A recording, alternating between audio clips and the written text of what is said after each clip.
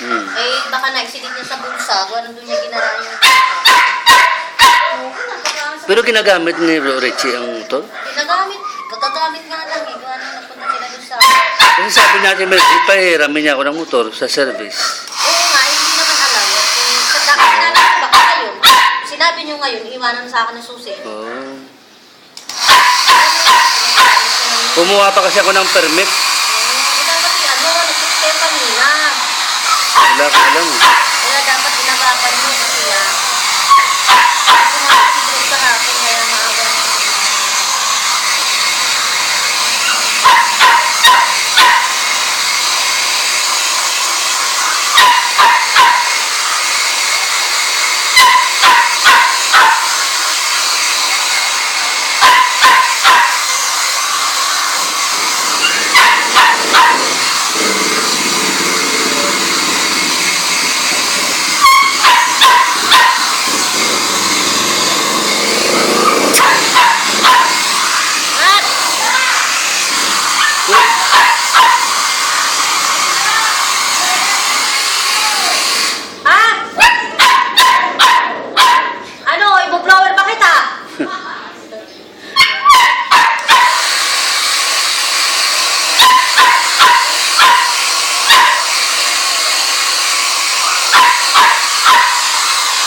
Alam niyo, 3 taon na yata itong aso ito.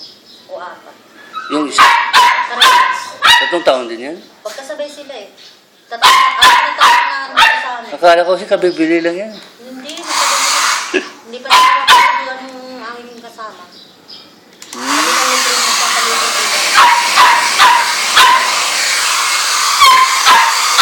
Ano ba ito ng babae lalaki? Kaya pala din dumami. Naku, padadamin pa, naku. Kaya na mag-aalaga niya. Ngayon pa sila pag wala mag-aalaga. Kung paano kung wala na ako dito.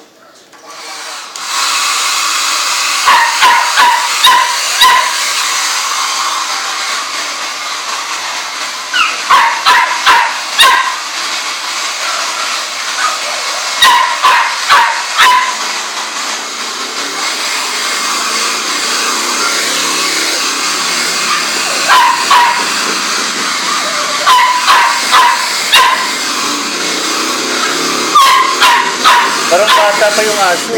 Ha? Parang mga baby pa. Maliit yung aso. Matanda na pala ito. Ano na yun eh. Pinaparlo ito nga ito ngayon lang dinadadala sa park.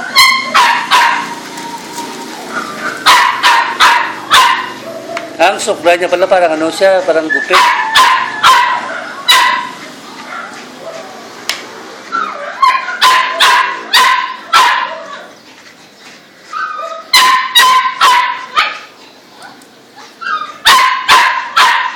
Saan ba nag-aaral yung anak niyang mga anak niya? At paano? Layo pa. Winter. Hindi, ang nakita ko na sinipati. Sa Pilipiya. Sa si Mildred, saan na-register? Kapag kasi yung mag-break, national. May service na naman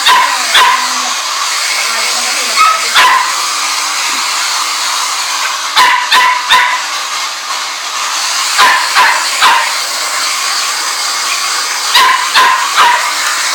Pero si Bro Richie, kailan babalik sa labas? Ha? Si Bro Richie, Ay, babalik sa labas. ano?